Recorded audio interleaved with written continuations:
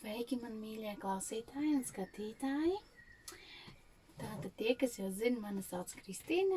Tie, kas vēl nezina, tad jā, mani sauc Kristīne. Un es izlikšu eņģeļu kāršu, tātad salikumu, eņģeļu terapijas kāršu salikumu. Tātad laika posmā no 19.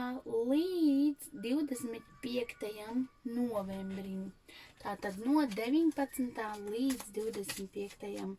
novembrim. Tātad, mīļie eņģelīši, ko jūs vēlaties pastāstīt mums no 19. līdz 25. novembrim.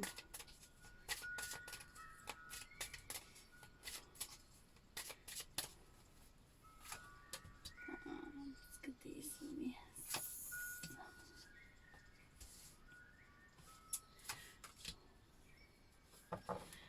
Tātad eņģelīši mums grib pateikt to, ka šī nedēļa, šis laika posms, tātad, ja, no 19. līdz 25. novembrim, ir ļoti labs laiks, lai mēs nogrieztu visas saites ar nepatīkamo pagātnē.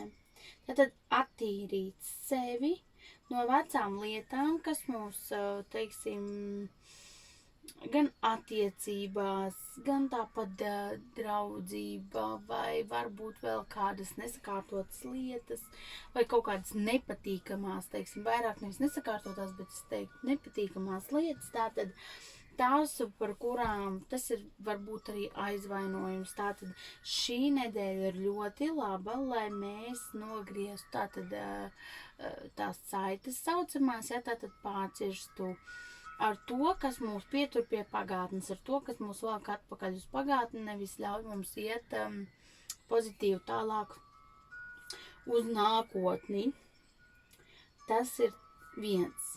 Vēl tātad būsim kaut kā ļoti nervozi, tādi satraukti. Nu, viss šis Covid laiks un viss tas pats par sevi ir, un nākamnedēļ tas atkal izpaudīsies. Tātad koncentrējamies, fokusējamies uz to, kā mēs pasauli varētu darīt labāk. Tātad šobrīd ir šis Covid laiks, tātad mēs varam iet dabā, mēs varam iestādīt koku, mēs varam iet un arī tāpat savākt miskasti aiz sevis vai aiz citiem, kas, nu, teiksim, satīrīt kaut ko, jā, mežā. Jā, nav jau ļoti daudz cilvēku, daudz ko izmet. Un visu, un mēs, piemēram, varam tādā veidā darīt labu. Tātad, ar ko mēs varam darīt tātad pasauli labāku? Tās ir jebkura rīcība, kas dara tātad labu.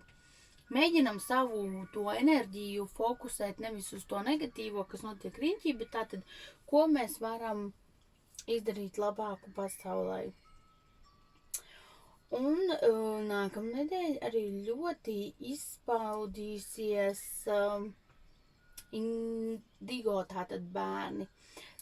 Tie ir, kas ir ļoti augstu jūtīgi, līderi un tādi, nu, savādāki. Nākamā nedēļa tātad šiem te cilvēkiem ir īstais laiks, lai tātad izpaustu sevi, parādītu sevi, un tādā veidā arī, nu, teiksim, tajā mūsu sabiedrībā viņi ienesīs tātad labas vēsmas.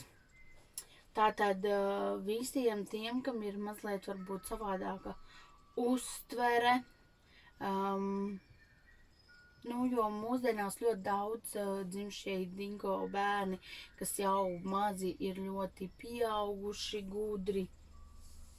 Tātad nākamā nedēļa būs ļoti pozitīva viņiem, tātad, lai viņi darītu labas lietas. Tātad tas no eņģelīšiem ir viss šodien no manis. Tātad, kā jau jūs droši vien redzējāt, es esmu ielikusi konkursu. Tātad, ko es izlozēšu random programmā, lai būtu godīgi. Izlozēšu nākamnedēļ, ja? Tātad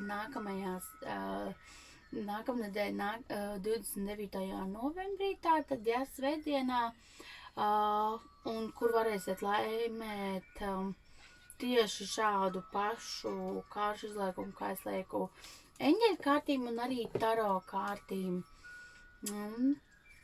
Piedalieties un galvenais izpildat visus noteikumus, jo tas būs svarīgi, jo es uzvarētājam pārbaudīšu, vai viņš ir izpildījis visas prasības, tātad, vai viņš tiešām seko, vai viņš tiešām ir dalījies, un tātad arī pārējo visu, un tātad, lai tiktu pie savas dāvanas, tātad ir arī kaut kas jāizdara, teiksim tā. Labi, tad es jums šovakar teikšu paldies, un lai jums veicās, un galvenais vairāk jaunu ideju un mīlestības. Atā!